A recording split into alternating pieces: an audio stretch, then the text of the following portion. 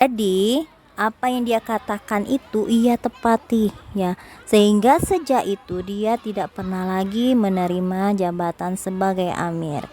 Karena itu Mikdad selalu menyampaikan hadis yang didengarnya dari Rasulullah. Inna sa'ida laman junnibal fitnah. Artinya orang yang berbahagia adalah orang yang dijauhkan dari fitnah. Nah, Mikdad itu merasa bahagia ketika dia dijauhkan dari jabatan seorang amir. Dia tidak mau karena jabatan seorang amir atau pemimpin itu menimbulkan fitnah-fitnah dan dia tidak akan bahagia karena itu. Ya, itulah yang membuat Mikdad tidak mau menerima jabatan sebagai amir. Nah, Mikdad ini pun orang yang tidak tergesa-gesa dan berhati-hati dalam menjatuhkan hukuman, Dek. Karena Mikdad ini selalu ingat apa yang dikatakan oleh Rasulullah Nabi Muhammad kita ya. Ini ucapannya. Inna qalba bani adama asra'u taqalluban minal kidri hina taghla. Bahwa hati manusia itu lebih cepat berputarnya daripada isi periuk dikala menggelegak. Jadi manusia itu sebenarnya hatinya bisa berubah. Tadi yang baik, tadi yang senang, tiba-tiba menjadi sedih. Tadi yang dia suka bercerita, tiba-tiba murung aja. Nah, seperti itu. Nah, jadi ketika menjatuhkan hukuman, Mikdad itu takutnya seperti itu. Dia tidak mau karena ketika dia menjatuhkan hukuman ada perubahan hati. Nah, yang itu yang dia takutkan. Dan seorang amir harus tegas. Mikdad sering menangguhkan penilaian terakhirnya terhadap seseorang sampai dekat masa kematian mereka. Ini bertujuan agar orang yang dinilai tadi, yang dijatuhi hukuman tadi, tidak mengalami hal-hal yang baru lagi ya.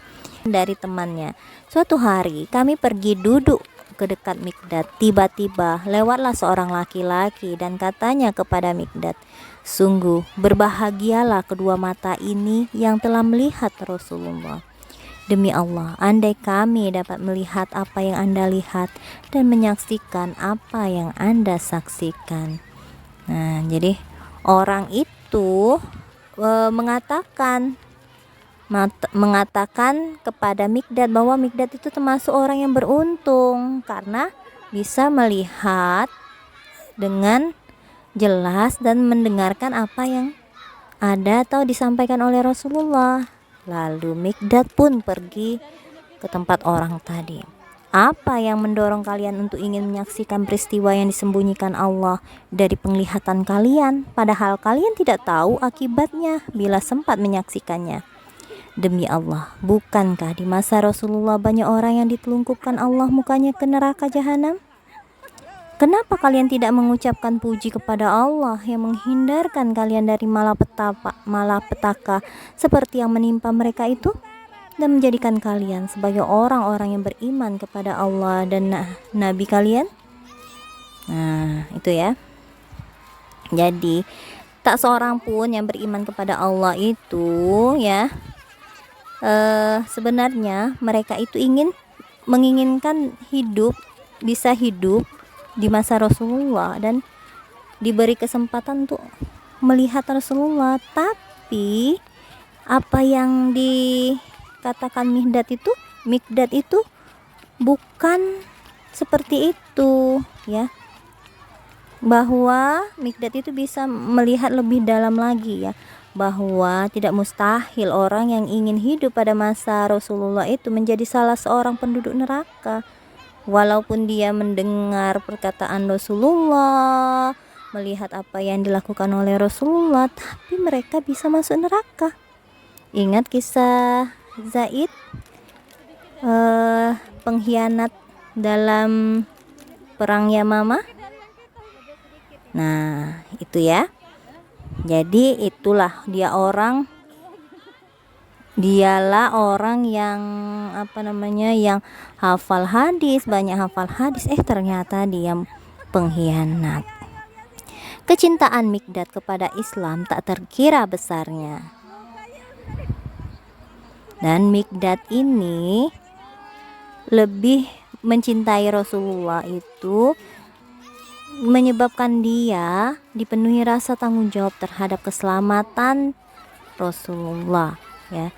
Sehingga setiap ada kehebohan di Madinah, dengan secepat kilat Mikdad telah berada di ambang pintu Rasulullah menunggang kudanya sambil menghunus pedang atau lembingnya.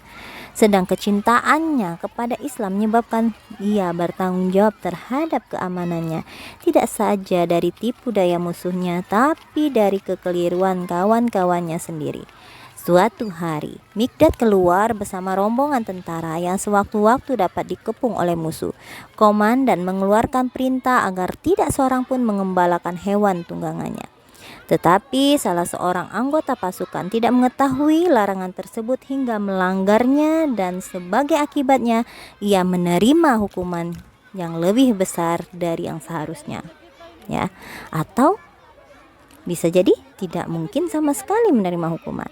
Lalu Mikdad lewat di depan hukuman tersebut yang sedang menangis, berteriak-teriak. Ketika ditanya, ia menceritakan apa yang telah terjadi.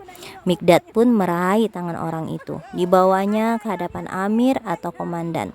Lalu dibicarakan dengannya keadaan bawahannya itu, hingga akhirnya tersingkaplah bahwa kesalahan dan kekeliruan amir itu. Maka Mikdad berkata, "Sekarang suruhlah ia membalas keterlanjuran Anda dan berilah ia kesempatan untuk melakukan qisas." Dia tidak takut, ya. Tidak takut menyatakan pendapatnya agar amir tadi mendapatkan qisas. Sang amir tunduk dan bersedia. Hanya si terhukum berlapang dada dan memberinya maaf. Nah, ya, ternyata kesalahan amir itu. Untung saja si terhukum tadi memberi maaf, kalau enggak ya kena qisas. Penciuman Mikdad yang tajam tentang suasana yang genting keagungan agamanya yang telah memberikan kepada mereka kebesaran, hingga dia berdendang seperti ini, "Biar saya mati asal Islam tetap jaya." Nah, inilah yang menjadi cita-citanya, yaitu kejayaan Islam, walaupun harus dibayar dengannya nyawa. Rasulullah memberi penghormatan kepada Mikdad. "Innallaha amarani bihubbika wa amba'ani annahu yuhibbuk." Sungguh Allah telah menyuruhku untuk mencintaimu dan menyampaikan pesannya padaku bahwa ia mencintaimu. Nah, itulah saking cintanya Rasulullah kepada Mikdad. Jadi itulah disuruh Allah untuk mencintai Mikdad, dan Allah pun mencintai Mikdad bin Amr.